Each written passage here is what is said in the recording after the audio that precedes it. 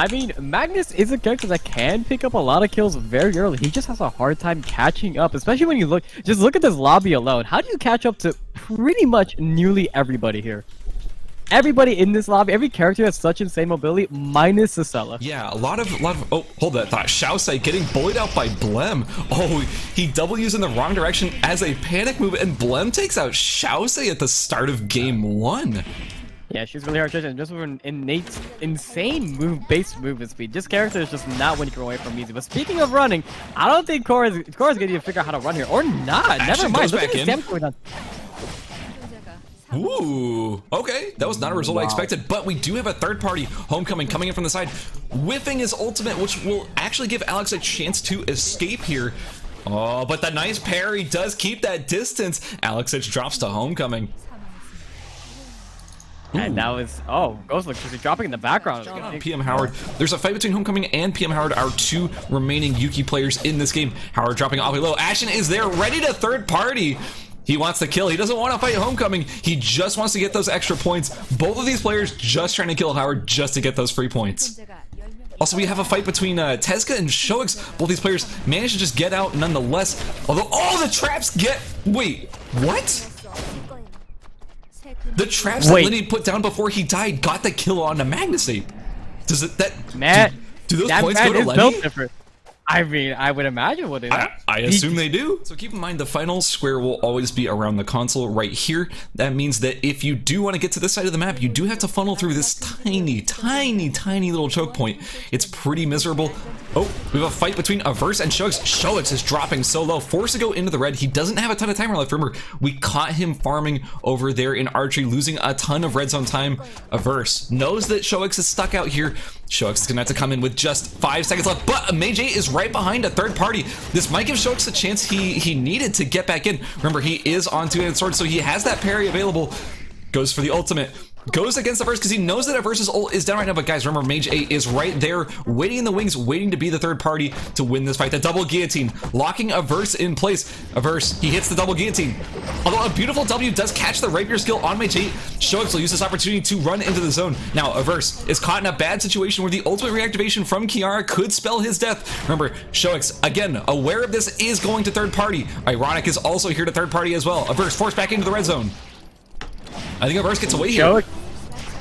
CCeles tried to get the rat kill off, but he couldn't get off to ERBS. Barely had his Z up. He wanted the extra timer. He wanted the points, but he couldn't get it. Mage8 is still staying around. CCeles is going to have this engage here. He no longer has his ultimate, but CCeles had no right surviving there. Mage8 let him. Homecoming has control of the zone here. We know he has smart bombs. Okay, our Jackies are all funneling over. Ironic, down to just 3 seconds left. 2, 1. Oh my god, how is Ironic alive right now? Ironic in a lot of trouble. How do you possibly cast this fight right now? There's so much happening. Ironic falls. Homecoming chasing ERBS into the red. ERBS falls to Homecoming. We have the reactivation from Mage8 onto CCeles. We're down to our final 3 competitors in this final zone. Mage8, Tezka, and Homecoming. Homecoming is resting in the red. Tezka? Mage8? I mean, Mage8's in great shape. He has a bunch of fire traps set down. Now Tezka is caught between these two players. The root from Mage8 does end up landing. He is rooted in place for quite a long time. 10 seconds on his timer. His ultimate is still ticking, so there's no way for him to possibly rest. Tezka drops to Mage8. It's just Homecoming versus Mage8 at this point. But guys, Homecoming, he has the smart bombs. That's a ton of damage going on to Mage8. Homecoming parries, parries the root. A ton of damage. Homecoming is, oh, and the missed E from Mage8. Mage8's gonna have to be forced into the red to try and rest, but no, Homecoming says, no, you cannot rest. I will chase you down. I will be winning game number 1. Homecoming, he's still full HP, and Mage8 has basically nothing left to fight with. Is this how it ends? He's just waiting. He's just waiting. He doesn't have nothing to go with yet. Doesn't have an ultimate for a while. It's up in like 2 seconds. The ultimate is back up now, but I don't think he has the SP to use it. He's so you can see it on mana. the UI. The ultimate comes out. But then again, there goes Homecoming's ultimate, and that's gonna be it. Homecoming takes game number 1. What? A crazy he had 3 more mithril. But in any case, guys, we're getting started on game 2. Wait a minute. Blem has already switched to Silvia. He is not on Heart anymore. And Celeste? Celeste is playing Aya, right? He was on Aya, yes, but I was more surprised to see him on Aya, considering he's a Silvia player. Also a Gojin, too. I like it. I like it. Howard. ended up dropping over here in Hotel against Celeste. We were talking about that incendiary grenade build. It ended up not paying off. Tezca getting chased down by Blem. No! We wanted to see more of that, but it didn't end up happening. Whoa! What a fat crit coming out of Homecoming. Alexich, struggling to finish his build, does end up dropping to the Plasma Sword crit Homecoming build that we have so far on Yuki. Xiaosei in a lot of trouble against Homecoming. Beautiful ultimate from Homecoming. Xiaosei falling early once again over here in game number 2. Ashen in trouble against Mage8. All these players decided to wait until this exact moment to all start fighting each other. Ashen drops very low against Mage8, but it will not be a kill in favor of Mage8. They just walk away.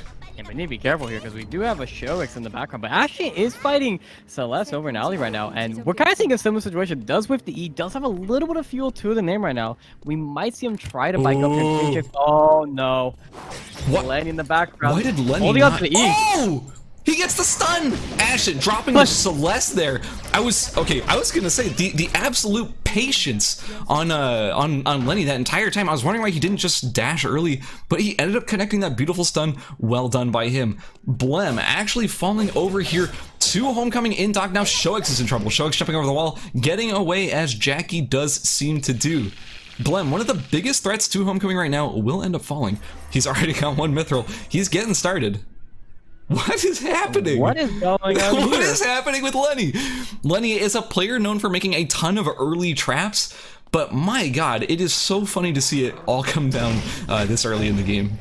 Somebody like a Verse has been very passive these last 2 games. That's actually very true. He's normally the player, and we saw it in Group A, just kind of going in, but he sees noise, he goes in. But he might be stuck in a pretty bad situation here. There is a lot of people here, about a 3rd and 4th party. Seeing Shoix coming with the ultimate, hopping on Ghost Electricity. It looks like, no, beautiful fear in the last moment. But Homecoming is now going to be the person in the middle. He finally has some leeway to get away here. But Shoix does need to get out. He's very squishy. He is stuck in those chakrams, and he is gonna drop. Homecoming is playing Yuki, one of the best characters in the game at running away. But Lenny dropping super low. That was a beautiful, it's a beautiful combination of things from both players. The Pendulum Axe from Lenny did give him the distance he needed to get away. Lenny's trap game is absolutely insane. Dude's got so many Pendulum Axes at all stages of the game. Now we have this fight that seems to just never end.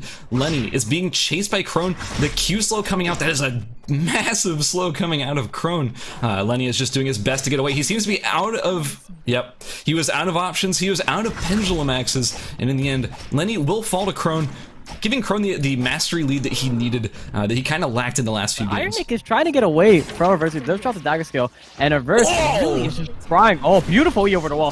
This is going to drop the Q all combo, hit him with the chakra, does miss the W. Ironnick popping the ultimate, and then trying to get Oh no! I do want to point something out. Oh, I guess we're about to get into a fight here. I was going to point something out, but forget that. We have Homecoming dashing onto Mage8 with Celeste not too far behind.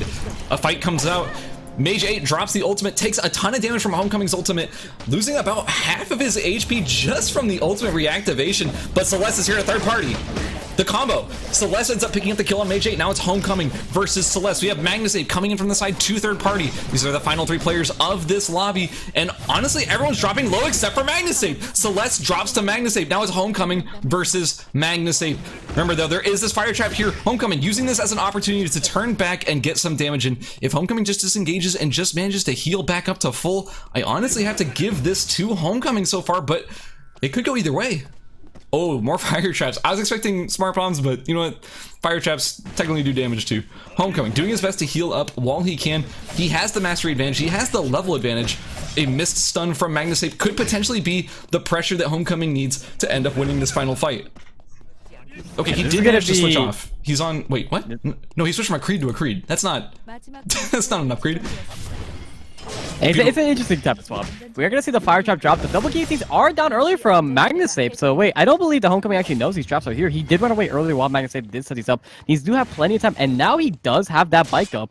That bike is going to do a ton of damage. Oh no, this is going to guarantee a stun for him. He needs to play this very, very slowly. He is still weaker than Homecoming, but that base damage from his abilities are going to carry him through this. Those auto attacks are not going to do a whole lot, but he's starting to get some auto attacks down.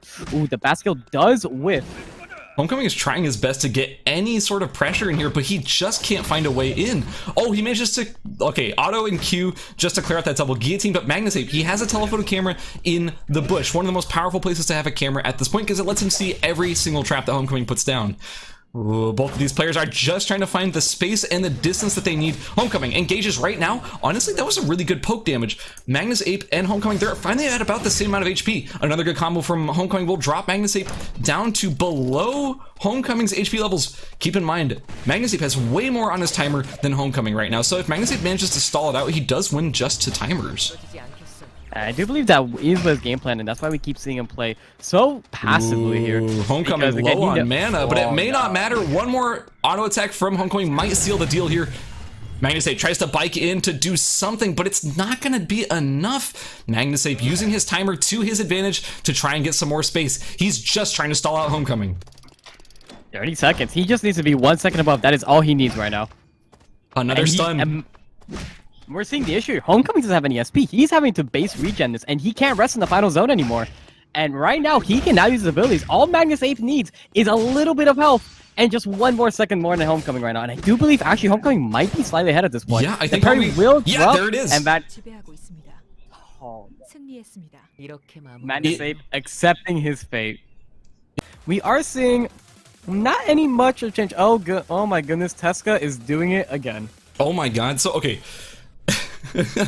So Tesca, we saw this last game. We saw that Tesca was bringing out tactical Tonfa. We saw that found maybe more success with that early game satisfaction in the first game, so he switched back.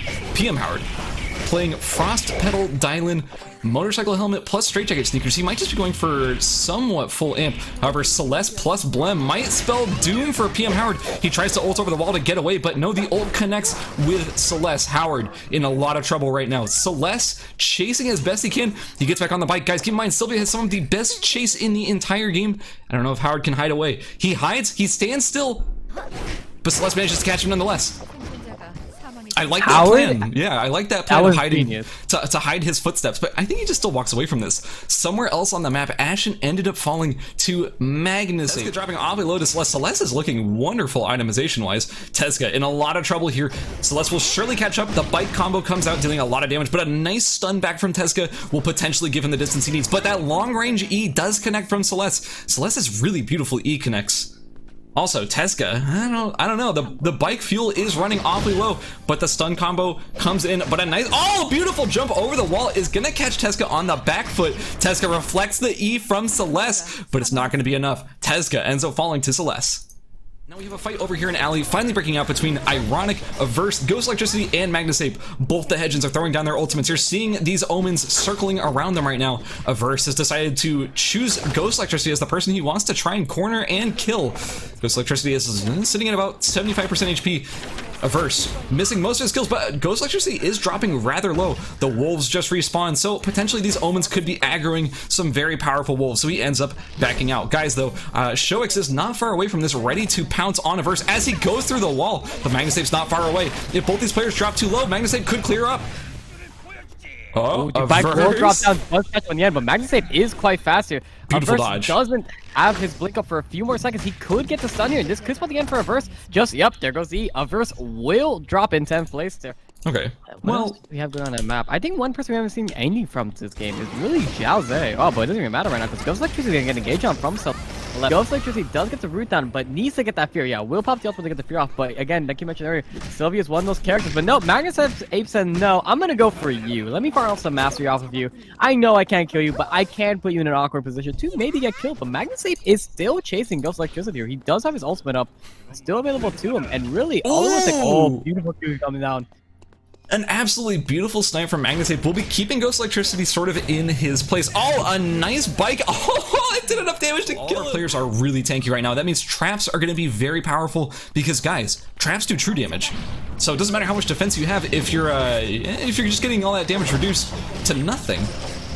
Oh no, Homecoming taking a really risky play. Engaging onto Alexich here. Does end up stepping on the ISO mine. Had to drop the parry earlier, but the Homecoming will drop the ult, will whiff, and Alexich is going to go for the kill here. Homecoming needs to run away, but again, Chiara so good at chasing, has the Queen of Hearts to their name as well. Yeah, Homecoming is going to be forced to the red and take a quick sit down right in the red zone. That's going to hurt him come to the final zone. And my god. Xiaosei is saying, nobody's in the final square? Okay, guess I'll put down all of my traps. He probably has even more to his name that he's just holding on to for right now. Yeah, he might actually finally be out of traps in his arsenal right now. I think if he had more, he would have put him. Oh, no, he has a double guillotine. There, that's more. Ooh, Xiaosei. No. Instant reactivation from Mage8 to secure the kill for himself. We're just down to Celeste versus Mage8, but keep in mind, Mage8's ultimate is down right now. It is just Celeste versus Mage8, and Mage8's kind of out of tools. The double guillotine from Xiaosei does end up actually hitting Mage8. Now Mage8 is forced into the red, but Celeste has no timer to chase, whereas Mage8 has plenty of timer to rest up. He has 18 seconds on his timer, but Celeste picking up double guillotines off of Xiaosei's body, that's a huge advantage for Celeste. Yeah, he's gonna be able to cat around, especially with PR ult. He did get the reactivation. It's gonna drop down, and this is gonna look very scary for Mage8. They are still really low, even despite the ultimate. Celeste is on the auto attack build, so the auto attacks are gonna do a ton of damage. He's gonna go in with the bike combo, and the wild dog is doing so much damage. Double guillotines coming out from Celeste. Guys, that dog is a bunch of free damage on a Mage8. That double guillotine lands. The combo comes out of Celeste, and Celeste closes out game number 3. What an amazing final zone between our 5 players. Okay, once again, we only have one Silvia. It's still just Celeste on Silvia. Have we seen any other major changes? I'm seeing kind of similar things. PM Howard on Adriana, that's... I feel like we've seen him on a different character every single game, although he did play Adriana once, I think. But he is back to Adriana. Electricity, wow. Averse may have dropped early. Or no, Averse? No, Averse is still alive. Huge damage coming out of Ironic. Mage8 falls to Ironic. Wow, that was some insane burst coming out of Ironic. And now Tezca gets to loot the... Wait, did Tezca get those mithril shoes for free, or does Ashen get to pick them up? It will remain to be seen. I don't even know if Ashen wants them if he gets the chance. He does, however, drop the quiver. Ironic coming back in for round number 2 against Ashen. Remember, Ashen has that wick buff. Ashen is quite good at bursting Jackies, and it looks like Ironic will end up falling despite his very good kill on Mage8. Something out of higher level players is that they're not afraid to use their ultimates to just clear high level bears quickly. Averse versus Ghost Electricity. Averse throws down the ultimate. Several omens seem to be hitting Ghost Electricity as Ghost Electricity throws down the D skill, trying to kite away. But man, Averse is doing great. Oh, an ultimate coming out of Ghost Electricity. He's trying to turn the pressure back onto Averse. Beautiful dodges coming out of Ghost Electricity, but it looks like Averse is going to get the advantage right here. Oh, a beautiful set of skills coming down from Ghost Electricity will possibly push Averse away, although I gotta say, Hedgen's ultimate is not very good for stealthing away. It kind of reveals your position to anyone nearby, but it looks like Ghost Electricity will be able to get back into the zone pretty much for free. Jumping over the wall as well. Beautifully done there by Ghost Electricity. There are 10 players left, and we are coming into the final zone now. There's no way there isn't going to be a massive fight coming up in the next few seconds. Celeste and Mage8, they're throwing some pressure onto each other, but neither can really commit to the kill. However, Averse is right here on the other side of the bridge to pinch Celeste in a terrible, terrible position. Now, Mage8 plus Averse together, they will try to get the kill onto Celeste, and yes, Celeste does end up falling. Mage8 secures the kill, and now Averse is in a bad situation with Ghost Electricity coming in for the 4th party. Actually, Averse just gets away. Now Mage8's in trouble. Mage8 is in a lot of trouble. Alexich is coming in, does land the root, and the second part of the root will secure the kill. Alexich going with the skill, and the ultimate will have ulti procs, despite the fact that he was feared. He might be able to get the reactivation here to take a teleport on Ghost Electricity. But yeah, like we mentioned, the bloodbath is coming down. We see 2 people in the hospital. We're going to see Averse still on the bridge. Yeah, so Averse is trying to loot Celeste right here, right now. Oh, the root comes down from Averse, does catch Ghost Electricity, but he is able to reactivate that E. He does manage to get away. We have Ashen versus DeusXM, a very explosive matchup. Either of these players could just... Tezca! Get the kill, Tezca! Tezca! Yes! Tezca gets a kill with the second Hedgen! I'm so happy. Okay. Anyways, but for real though, Ghost Electricity versus Averse, it's happening once again. Ghost Electricity is dropping very low. He throws the E down, doesn't get much distance, and is forced into the red. Averse, with the nice chase, does end up picking up the kill. Wait, are these all Alexiches? They are. Alexich has just secured the bridge for himself, which, I mean, it's not necessarily the best thing in the world, because, I mean, I'm sorry, but the final zone is right here. You don't get to be safe over here on the bridge. With only 10 seconds left, both of these players are a little bit low on red zone timer, and now we have Averse v Alexich. ERBS has to travel across the bridge of death at the moment. Alexich throws down the ultimate. He's gonna hit more fire traps as he tries to go in. There's one, there's two. Now remember, Alexich is still ticking on his ultimate. He only has 5 seconds left on his timer. He could explode any second. He's trying to kill ERBS before he goes down. That will give him a few more time. Oh, he doesn't get to reactivate the ultimate. Alexich goes down. ERBS is now, the onus is on him to get into this final zone. He's gonna try and E over the wall to avoid these fire traps. If his E comes back up in time, 5 seconds left. He gets into the zone, but he's eating fire traps. Tezca, the shuriken rat hedged build is putting a ton of pressure onto ERBS and will fall to Tezca. Tezca putting a ton of pressure onto Blem. Blem is very low. That's a lot of damage coming out from Blem, though. Tezca could fall at any moment. The ultimate reset from Blem is going to give him a ton of HP back in this fight. Now it's Tezca with the life disadvantage, but a ton of damage coming out of Tezca. The beautiful fear is not going to be enough as Blem ends up taking game number 4, our first heart victory of this tournament. All right, moving into this final game. Wait, hold on. What's Tezca playing? Tezca's back on Jackie. Man, Tezca. I mean, wait, to be fair, it's probably going to be Cardinal one. Okay, that's true. Tezca has been playing like spicy things the entire time, even when he's playing Jackie, who is very meta at the moment.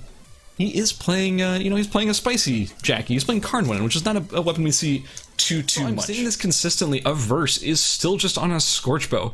This man has not been able to finish his elemental bow early at all, I feel like, in the entire series, whereas Ghost Electricity has been consistently finishing that relatively early. It is a routing difference between these two players. However, Ghost Electricity in a lot of trouble against Shoix. Okay, Shoix, a beautiful re-engage over the wall that is going to be putting Ghost Electricity very low. Ghost Electricity does end up falling. Yeah, this is looking pretty. My God, everyone is just converging for this wick line. We're seeing the fire trap drop down. Nunwo is a character that can easily drop it. Oh my God, Iron Nick almost getting blown away immediately by Ashe.